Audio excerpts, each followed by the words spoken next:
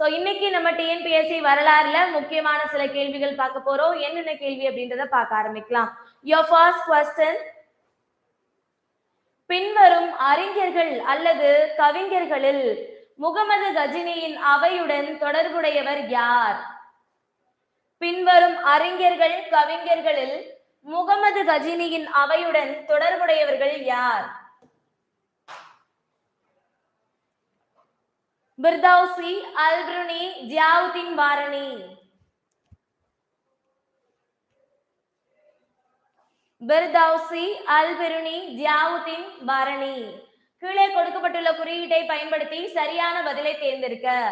1 மற்றும் 2 சரியானது, 2 மட்டும் சரியானது, 3 மட்டும் சரியானது, 2 மற்றும் 3 சரியானது. என்னப்பா கேட்டிருக்காங்க? என்ன கேட்டிருக்காங்க? முகமது கஜினியினுடைய அவையில இருந்தவங்க யாரு அப்படின்றதான் இங்க கேட்டிருக்காங்க. சரியா? சோ ஃபர்ஸ்ட் யாரு இருக்காங்க? பிர்தௌசி. பிர்தௌசி இருந்தாரா முகமது கஜினியினுடைய அவையில? பிர்தௌசி இருந்தாரா? ஆமா இருந்தாரு. ஓகேவா? பிர்தௌசி இருந்தாரு. பிர்தௌசி தான் என்னது? ஷானாமாவினுடைய ஆசிரியர். ஷானாமாவினுடைய ஆசிரியர். ஓகே, நோட் பண்ணிக்கோங்க. அடுத்து அல்பிருனி இருந்தாரா? Evening, good afternoon. ஓகே, அல்பிருனி இருந்தாராமா? அல்பிருனி என்ன பண்றாங்க? முகமதினுடைய அவையில தங்கி இருந்த ஒரு புலவர் தான். இவர் எழுதின பிரபலமான நூல் என்னதுப்பா? இவர் எழுதின பிரபலமான நூல் கிதாப் இ ஹிந்த். கிதாப் இ ஹிந்த் அப்படின்ற ஒரு நூல் எழுதியிருக்காரு. இந்தியாவை பத்தின ஒரு கணக்கு அல்பிருனி எழுதியிருப்பாங்க. சோ எங்கது? இவரும் முகமதுனுடைய அவையில தான் தங்கி இருந்தாங்க. ஓகேவா? நோட் பண்ணிக்கோங்க. அடுத்தது ஜியாவுதீன் பரணி பொறுத்த வரைக்கும் இவர் யாருடைய அவையில இருந்தாரு அப்படின்னு பாத்தீங்கன்னா, முகமது பின் துக்ளக் அவரினுடைய அவையில ஒரு 17 ஆண்டு காலம் இருந்தார். ஓகேவா? சோ அவருடைய அவையில அவர்கிட்ட டெல்லியில ஒரு 17 ஆண்டுகள் என்ன பண்றாரு? முகமது பின் துக்ளக்கினுடைய அவையில இப்படி நம்ம ஜியாவுதீன் பாரணின்னு சொல்லக்கூடியவர் தங்கி இருந்தார். ஓகே, நோட் பண்ணிக்கோங்க. சோ இவர் வந்து ஷாஹி அப்படின்னு சொல்லக்கூடிய ஒரு இசையமைப்புல மிகவும் பிரபலமானவர். என்ன இசையில? ஷாஹி அப்படின்னு சொல்லக்கூடிய ஒரு இசையில மிகவும் பிரபலமானவர். அப்ப எனக்கு யாரு? பிர்தௌசியும் அல்பிருனியும் முகமது கஜினியினுடைய அவையில இருந்திருக்காங்க. 3 வராது. எனக்கு 1 மற்றும் 2 சரியானது. 1 மற்றும் 2 சரியானது. ஓகேவா? புரிஞ்சுச்சா? சோ இதுல ஏதாவது டவுட் இருக்கா? சோ ஒவ்வொரு क्वेश्चनக்கும் நீங்க புரிஞ்சுச்சா புரியலையா அப்படின்னு சொன்னாதான் நான் நெக்ஸ்ட் क्वेश्चन போறதா இருக்கேன். சோ எல்லாருமே ரிப்ளை பண்ணுங்க. லைவ்ல இருக்கிறவங்க ரிப்ளை பண்ணிட்டே இருங்க. ஓகேவா?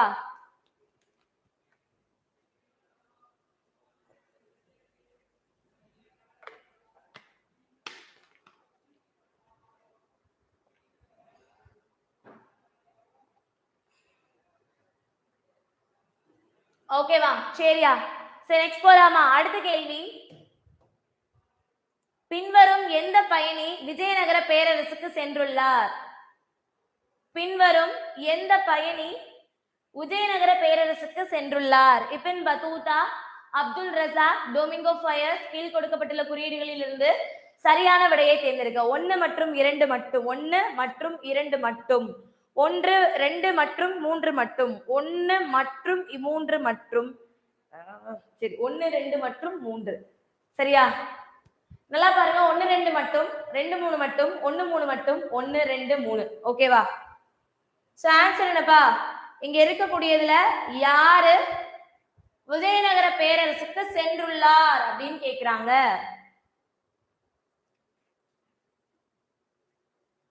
Very good. சோ நேத்தே இதுக்கான ஆன்சர் நம்ம பார்த்தோமா? என்ன பார்த்தோம்? நேத்தே எந்தெந்த பயணி அப்படின்ற ஒரு டீடைல் நம்ம பார்த்தோம். சோ அதுலயே என்ன விஜயநகர பேரரசுல யார் யாரெல்லாம் வந்தாங்க அப்படின்ற ஒரு டீடைல் வந்து நேத்து நம்ம பார்த்தோம். அப்படிதானே? சோ அப்படி பாக்குறப்ப இப்ன் பத்தூதா வந்திருக்காங்க. சோ இவர் எந்த நாட்டை சேர்ந்த பயணிமா? மொராக்கோ நாட்டு பயணி தான் யாரு? இப்ன் பத்தூதா, மொராக்கோ நாட்டு பயணி. ஓகே, நோட் பண்ணிக்கோங்க. அடுத்து அப்துல் ரசாக் அப்படின்றவரு பாரசீக நாட்டு பயணி.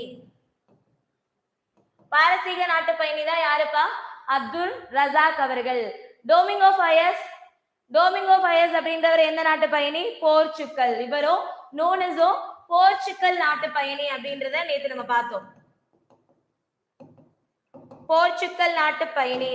சோ இன்னொருத்தர் இருப்பார்ல, நிக்கோலோ டிகோன்டி. சோ அவரு நிக்கோலோ டிகான்டி அப்படின்றவர் என்னப்பா, அவரு வெனிஸ் நாட்டு பயணி. ஓகேவா, நோட் பண்ணிக்கோங்க. இவங்க 5 பேர், நூனிஸோட சேர்த்து 5 பேரை பத்தியும் நம்ம தெரிஞ்சிருக்கணும் விஜயநகர பேரரசு பத்தி படிக்கிறப்ப.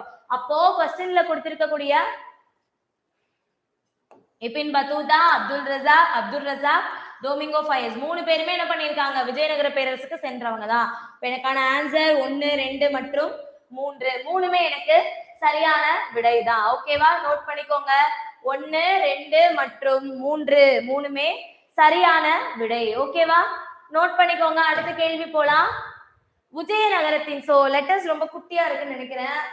தெளிவா இருக்கா, கிளியரா தெரியுதா?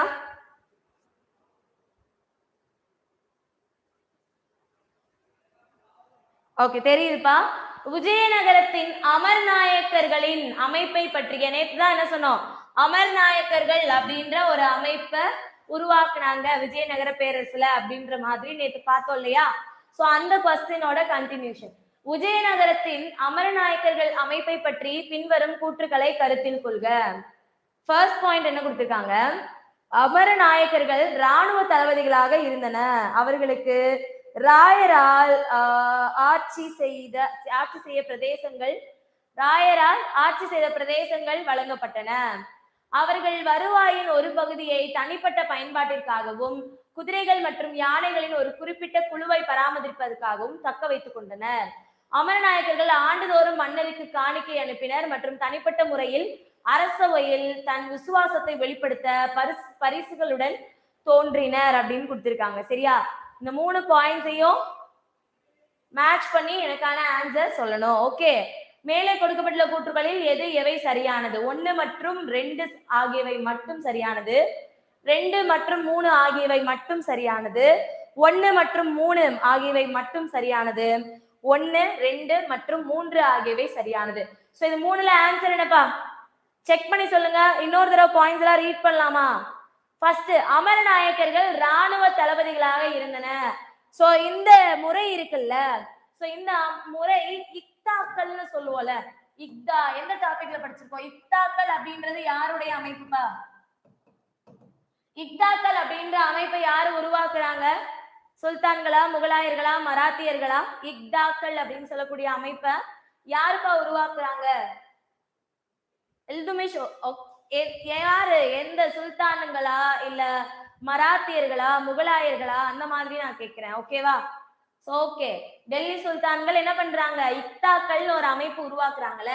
இந்த அமைப்புல இருக்கக்கூடிய சில அம்சங்களோட அடிப்படையில தான் என்ன பண்றாங்க, அமரநாயக்கர்களினுடைய குழு, அதாவது அங்க இருக்கிற மாதிரியே இங்கேயும் இருக்கும்.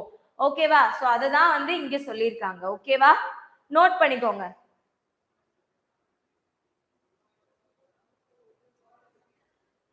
சோ இந்த குழுக்கள் தான் என்ன பண்றாங்க, இப்போ ஒரு மன்னன் அப்படின்னா அவனுக்கு தேவையானது ஒரு நல்ல படை வந்து அவன்கிட்ட இருக்கணும். சண்டையிடுறதுக்கு தேவையான ஒரு நல்ல வலிமையான படை வந்து அவன்கிட்ட இருக்கணும்.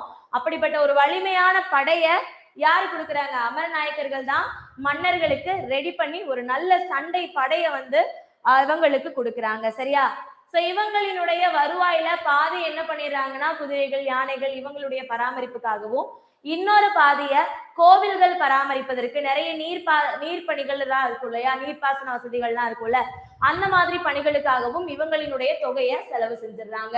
சோ அதே மாதிரிதான் இவங்க ஆண்டுதோறும் என்ன பண்ணணுமா, மன்னர்களுக்கு இந்த மாதிரி தன்னுடைய விசுவாசத்தை காட்டுற வகையில அரசவையில ஏதாவது கொண்டு வரணும், ஏதாவது பரிசுகள் எல்லாம் வரணும்ன்றது அவசியம் இல்லை, பட் கொண்டு வருவாங்க. ஓகேவா, நோட் பண்ணிக்கோங்க. பாளையக்காரர் முறை வராதுமா. பாளையக்காரர் முறை வந்து இதுலயா வரும்? நாயக்கர்கள்ல தானே வரும் அது.